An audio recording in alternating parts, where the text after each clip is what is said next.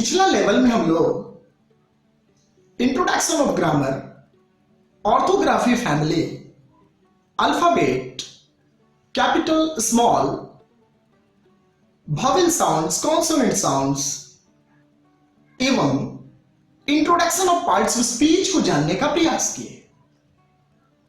Introduction of parts of speech को जानने के दौरान हम लोग नाउन का पोस्टमार्टम शुरू किए थे और नाउन के पोस्टमार्टम में हम लोग अलग अलग तरीके से नाउन्स को जानने का कोशिश किए।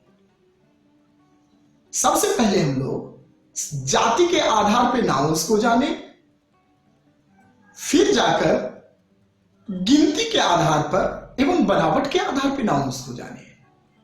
बच्चों, अब हम लोग संख्या के आधार पर अर्थात नंबर के आधार पर नाउन्स को जानने का प्रयास करेंगे।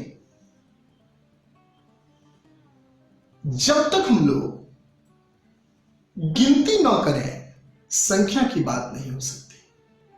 संख्या की बात सामने लाने के लिए गिनती करना अनिवार्य है। अर्थात मैं कहना चाह रहा हूं कि संख्या तब होगी जब काउंटेबल नाउन की बारी आएगी। यदि सामने काउंटेबल नाउन है तो फिर हम लोग संख्या अर्थात नंबर की चर्चा करेंगे।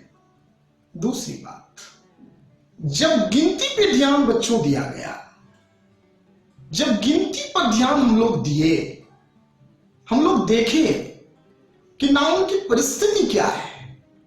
हर भाषा में, चाहे आप दुनिया की कोई भी भाषा में जाएं, हर भाषा में एक नाउन और एक से अधिक नाउन का बंटवारा उच्चारण में बदलाव करके किया जाता है। लड़का बोले, बोलने वाले को भी पता चला कि मैं एक का बात कर रहा हूं और सुनने वाले को बिना संख्या स्पष्ट किए हुए यह पता चल गया कि चर्चा एक की हो रही है। मगर जैसे ही लड़के या लड़कों बोला गया तो सुनने वाले को बिना कहे हुए पता चल गया कि चर्चा एक से अधिक की हो रही है। बच्चा बोलने पर सुनने वाले को बिना कहे हुए पता चल रहा है कि बात एक की हो रही है। बच्चे या बच्चों बोलने पर सुनने वाले को बिल्कुल पता चल रहा है कि बात एक से अधिक की हो रही है। कुत्ता बोले, एक की बात आई, कुत्ते या कुत्तों बोले तो एक से अधिक की बात आई। दोस्तों, हिंदी हमारी मातृभाषा है तो कहीं ए, कहीं आ, कहीं ओ का इस्तेमाल करके हम लोग एक और एक से अधिक नाउन की प्रस्तुति अगले के सामने रख देते हैं। मैं कहना चाह रहा हूं कि जिस प्रकार हिंदी में कहीं ए, कहीं ओ, कहीं आ आया सामने, उसी प्रकार अंग्रेजी में भी कुछ होता होगा। जी हां बच्चों, हम लोगों के पास संख्या के आधार पर दो चेहरा सामने आ रहा है, एक को बोध कराने वाला और एक से अधिक को बोध कराने वाला। एक को बोध कराने वाले की जो बात आई, जिसे कि हम लोग बचपन से सिंगुलर नाउन के नाम से जान रहे हैं, और एक से अधिक की बात जब सामने आई तो उसे प्लूरल नाउन के नाम से जाना जाता है। इस चीज को आप बचपन से पढ़ते आ रहे हैं। प्रश्न वह नहीं है, प्रश्न यह है कि जिस प्रकार हिंदी में हम लोग ए, आ, ओ, आ आदि का इस्तेमाल करके एक नाउन और एक से अधिक नाउन की प्रस्तुति अगले के सामने दे दिए, क्या अंग्रेजी में भी कुछ ऐसा होता है? जी हां बच्चों, बिल्कुल ऐसा होता है। जब हम लोग नाउन की संख्या का प्रारूप को देखते हैं, स्वरूप को देखते हैं,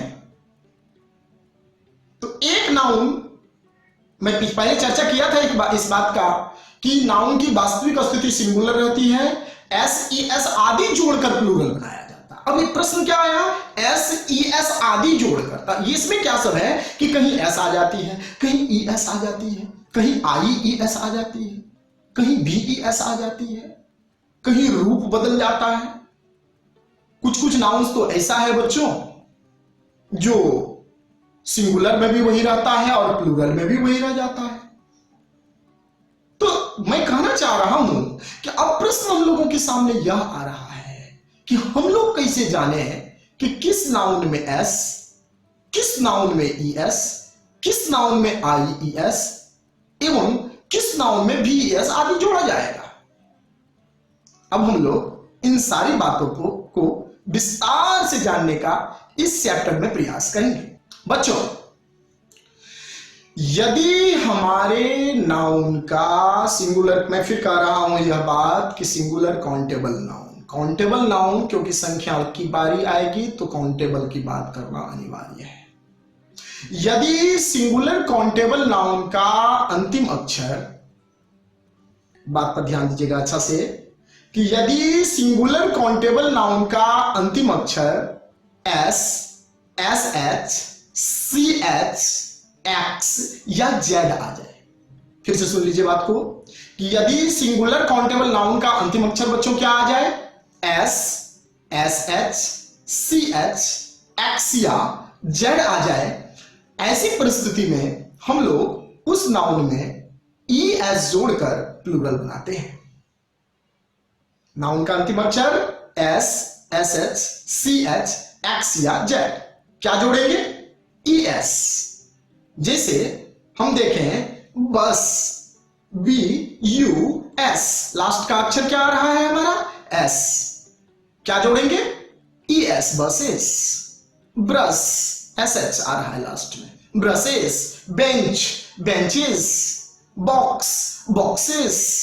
टोपाज, टोपाजेस। बच्चों, मगर दो बात पे ध्यान दीजिएगा थोड़ा सा।